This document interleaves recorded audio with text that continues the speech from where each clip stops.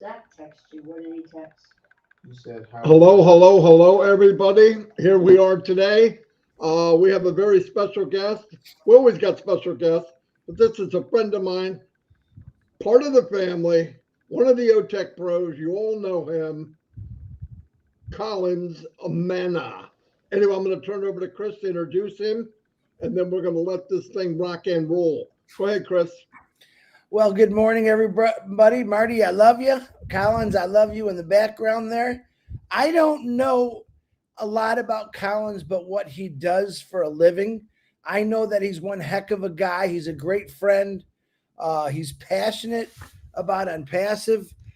He and his three other buddies have completely communicated to all the ONPASSIVE founders and broke things down for us that probably we didn't understand as far as technical issues, which they created the boys a long time, pros a long time ago, and they're phenomenal. I would say Collins is a natural born leader and speaker. I love him with all my heart. I've had many conversations with him. And I've not met him yet, but I hope to meet him someday. When we do, we're going to have a blast. But let me bring him on the camera. Don't say nothing until I get you dead center, Collins. I'll say, Collins Manna, I love you, brother. The floor is yours. Thank you, Chris. Thank you, Maddie, for inviting me. You know, it's so amazing when they have to shine the light on you. So sometimes you feel like, what do I need to say? What do I need to speak? But again, there is always a lot to talk about when it comes to ONPASSIVE. Now, just want to look prior to my time in ONPASSIVE and what I was doing then. So I was born and raised in Cameroon. School in Cameroon, had my O level, ordinary level, they call it GCSE in UK, and my advanced level in Cameroon. So I was naturally a science student, 100% science. So when I moved to the Netherlands, I had to study, but because of language barrier, I did marketing and I had a degree in marketing. So at that time when I was graduating, they asked if I want to continue with master's degree and if possible PhD, because it was something that was not naturally me. Though I was doing it because of language barrier and I wanted something at that time, maybe you are young, you don't really know what you are really getting into. But I have friends as well who was a marketer in Cameroon, is working with one of the biggest telecom company in Cameroon, Orange. So this guy always encouraged me. And at that time, whilst I was in Cameroon, he used to give me little research to do, marketing research. So I was really in love. But after my degree, I discovered that this is really not for me, something that I really don't want to do it. So most of my friends in Holland, they were into IT. At that time, the only thing you can do is marketing, or you want your safe zone, a country where language barrier is always the case. And most thing you can do is, if you're a student, maybe you find like English courses in uni, which you can do. And that's why I find myself in marketing. Then move into United Kingdom. I said there is always something for me to do. So I came and I still have that desire as a science person to go into medicine. So I looked at it, but the school fees was something that will kill me, because one of the law is if you're studying in any European university, you cannot have scholarship. The government will not sponsor you. That's the truth. You have to look for a way to sponsor yourself. And it's really, really tough. At that time, I wanted to get into pharmacy. But then I find myself working with the health services for 4 years. And this is something that a lot of people don't know. Find myself at work in the microbiology lab with my A level, microbiology department in NHS. At that time, I have to raise money. And I said, you know what? I won't stop here, because this is really not for me. I'm someone who doesn't like repetitive job. I really always want something that is challenging for me. So a friend of mine contacted me and said, Collins, there is something we can do, because he was also working with me in the laboratory, and we're like having that burning desire. As A level, you are just like doing some of the job. Yeah, you are happy, you're comfortable. But then if you look at those who are making more above you, they are biomedical scientists, you know, they make more than you because they have just the pin. But it doesn't mean that they are more educated. It's their field. Yeah, they have more the pin and they are working in that environment. But you ask yourself, I can also be one of them. But again, that barrier of you looking for money, paying fees, and at that time, I'm still paying my fees in Holland. I've not even, I'm still owing fees. I have to work hard and make sure they take the money. If not, you'll be in trouble. So this guy contacted me and said, Collins, there is something we can do. And I said, what? I said, all right. He said, do you know you can get into IT? I said, really? He said, yeah. Do you know you can take a program? You don't need to really do so much, but you can study, find time to study. So I started looking for the books and said, all right, what do I need to do now? Do I go into database administrator? At that time, that's when I found Vincent. Vincent was also already into IT studying. You know, that was back then, and Vincent already got a job. That was back then, 2005, 2006, that era. So we're looking at it and said, this is something that one need to really think about.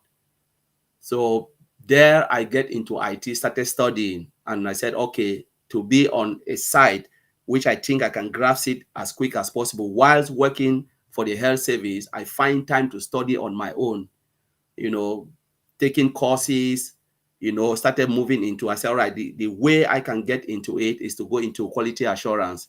So I studied and I had my first certification, which is ISQB, you know, foundation level of software testing engineering. Had that qualification, then I moved on to the tertiary part, and then I did the managerial one. Then I said, all right, this is the time for me to get a job.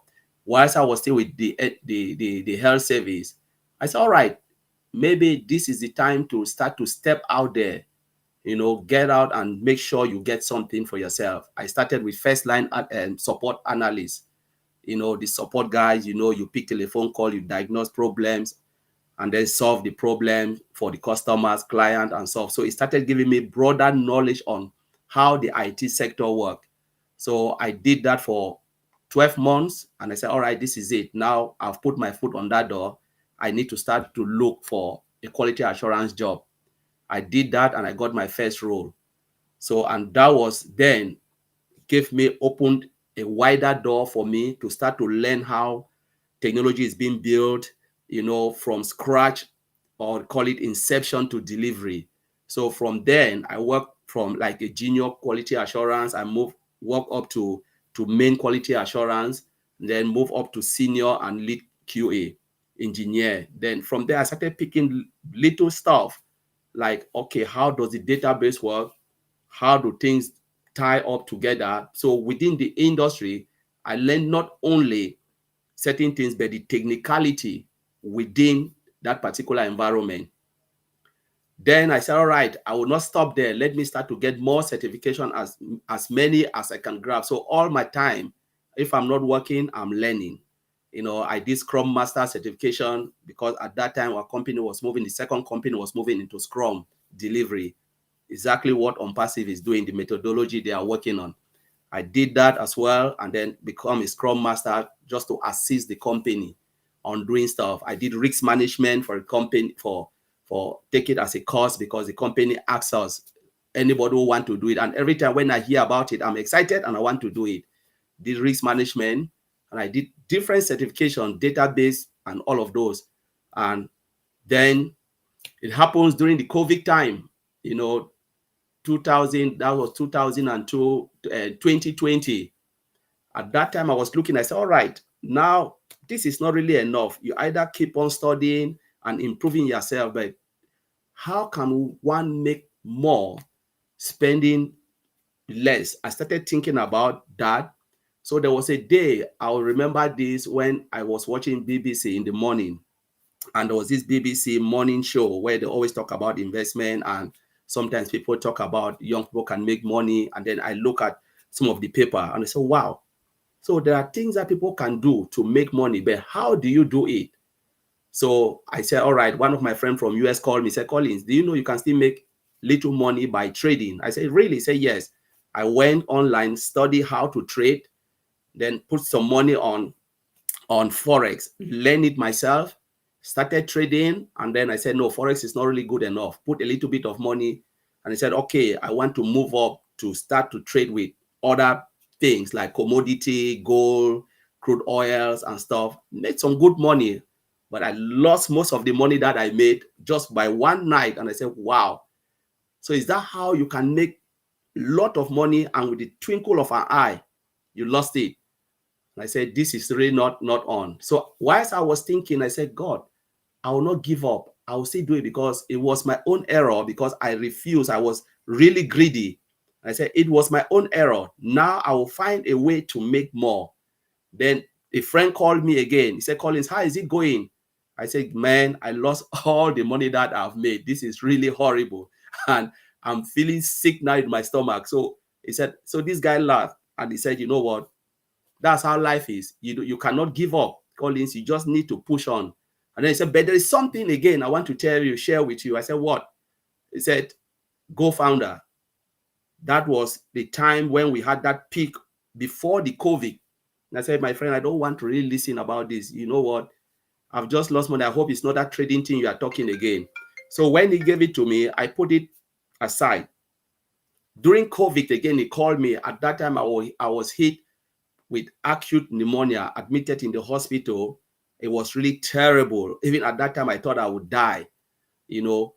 So because at that time, when you are sick, they always tell you it's COVID, stay home 5 days, stay home 3 days. And I was just like, man, I'm really feeling pain. I called my manager. I said, you know what, there is nothing I can do. I cannot work now. My breathing is really horrible. And I can feel like blood is oozing from my nose and my mouth. So immediately we called the ambulance. The ambulance came. They took me to the hospital. Thank God they checked and they said, no, this is acute pneumonia that has been with me for 14 days. And that's why I'm really sick. So they isolated me because of the COVID and a lot of stuff. At that time, you know, COVID was just rampant. So quick medication, and I started feeling okay. They said, no, they cannot allow me to stay in the hospital because of COVID. My lungs is really weak. And if anything happened, I can come in contact with COVID and that will really be serious. So they discharged me when they feel like, because I was in oxygen, honestly. And then when I was like, I gained my breathing back, I said, God, this is really important. Sometimes people don't know how important oxygen is until when they take it away from you. Because without oxygen, I couldn't breathe. Until when I recover everything, they say, all right, you can go home. Even when I came home, I was still sick, but at least I can breathe. And I was just thanking God for my life. I said, God, you've just given me a second chance. Then the friend called me back. He said, Collins, how are you feeling? I said, I'm okay, but I don't have the strength to work now. I can't even walk. I just need to just stay, take my medication and relax. I couldn't even go up the stairs because I was really, really weak. So bit by bit, I recovered. And this guy said, have you looked at this stuff again? I said, just give me time.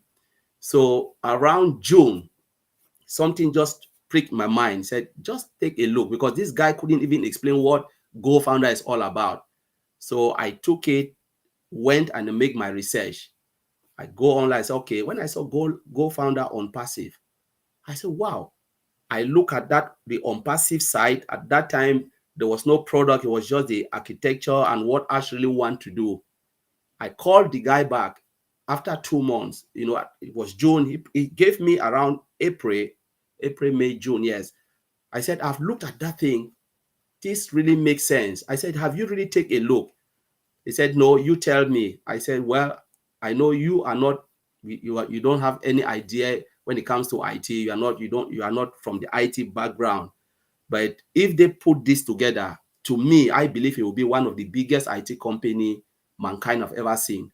I said, because I've never seen the integration of web application. So I started explaining a lot of stuff. I said, I know Microsoft have done this with the Microsoft package, but what this man want to do, at that time, I've not even seen Ash Mofara, nothing about him. I was just looking at the ONPASSIVE side. I said, what this man want to do is like bringing everything in one package, in one-stop shop. So I called one of my friends who is also an engineer, he's a lead programmer, and I shared it with him. He said, Collins, this thing is tough. He said, I don't think someone can do it. It will be difficult. Or even if they can do it, it will take years upon years. I said, I know very well. I know it can take 5, 6, 7 years or 10 years. But as long as they can do it, I'm in. So I asked that guy, I said, how much is it? He said $97. I said, really? I said, I've just lost 15,000 now. And you're telling me about $97? He said, yes. That very day I signed onto ONPASSIVE and I started spreading it. Though I was sick, I was just telling everyone, you know what? This is what we need. This is it. There is no IT company that will open their door and tell you come in for $97. It will never happen. Of which they know if they put it out, they will make a lot of money. Why should they bring you in? I said, which IT company have ever opened their door and said, come in as founders? They will never do it. But what Mr. Ashmufara want to do is crazy, even though I don't know him.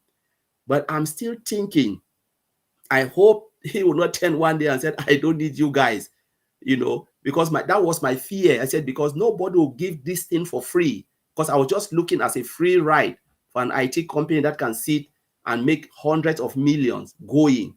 And they will say, come for $97 to make something out of it. I said, no, the only thing I know is Amazon doing some affiliate program and people are still struggling to make money.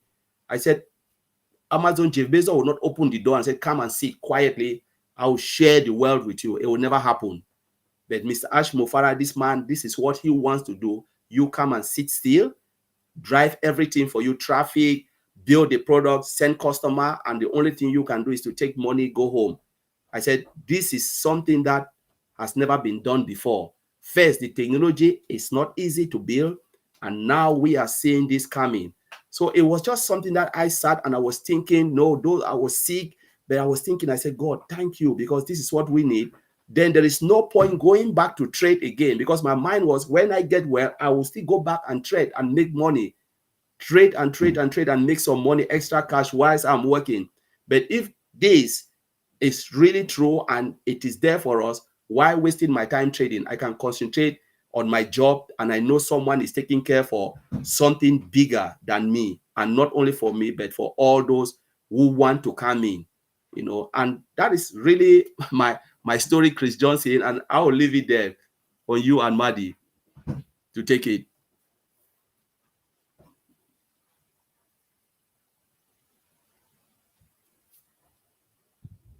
There he is. Oh, very good, Collins. Wow. You went way under the limit. That's really good, man. I didn't know that you were sick like that back then.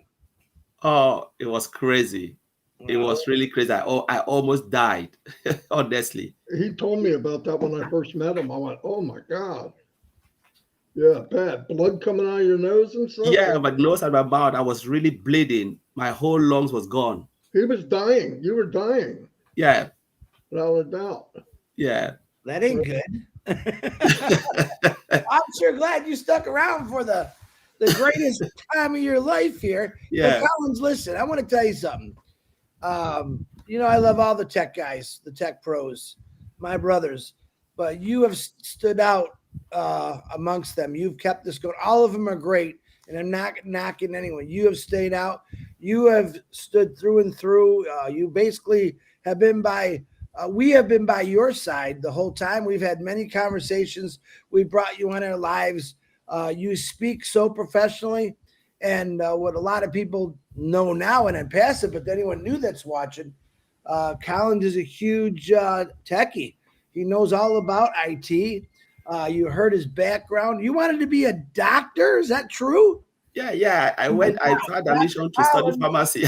Dr. Collins, I can see me looking up right now, but that's just intelligence there, because if you would have became a doctor, you still would have been going to school. You realize that you got to go to school your whole life, but yeah. I'm glad that you chose this profession. But later in life, if you still want to be a doctor, ONPASSIVE is going to give you that time and freedom to go get that education and go. But I think you're pretty satisfied. I got a better idea. Go buy a hospital instead. Yeah. Yeah. In the hospital. But no, pretty cool story, dude. You did it to the perfectly. You were on point. And what year did you say you came in again? 2019 or 18 or 20? 2020. June. right before the explosion. Yeah, Yes. you're not even a baby boomer. You were like, you came in right when the roller coaster was just getting to the top, man. That's Yeah, I right. came when there was, I think there were 92,000 founders. That's about right. Yeah, Because July was 100,000. yeah, And then July the next year, 1 million. yeah. Wow. Well, we are very thankful for you, Collins, and your crew. All this whole time, I'm looking, Marty. I'm texting Marty, but good thing he didn't look at his messages. I'm thinking you got Collins' name over Vincent, but that's actually just the name on the screen. I was texting you, Marty. Hey, you made a mistake, but it just looks like it to me that ain't Collins. That's Vincent on there. But Collins, again, it's a privilege to not only be your friend, but just to hear you speak. Today at, I think, 12 o'clock, are you doing Saturday? You're doing the Oak Tech Pros on Saturday, right? Not this Yes, Saturday. not this Saturday, the following Saturday. Well, glad somebody filled me in on that one. Okay, cancel. Yeah, It's yeah, every other week or Yeah. twice a month. Okay. yeah. Apologize, but thanks again, brother. You were amazing, like you've always been, and I could see you just keep doing amazing things for this company and helping a lot of people out that don't understand nothing. Like me, IT. Phew, I don't know nothing about it. So, but I'm glad you're here. You explained a lot of things to me. So, but thank you, brother. I'm glad people got to know you, Collins, like I do. And you're definitely a diamond in this company. That's for sure. Yeah. Everyone knows that you've helped thousands of people for sure. All four of you guys. So thank you very much. The most important guy that knows, Ash Mafara. He loves the OTech Pros. Always talking. The OTech Pros going to be there. Are the OTech Pros? Yeah, they're going to be there. Yeah, always. He forgets. All right, guys. Times. Say goodbye. Goodbye, guys. Bye.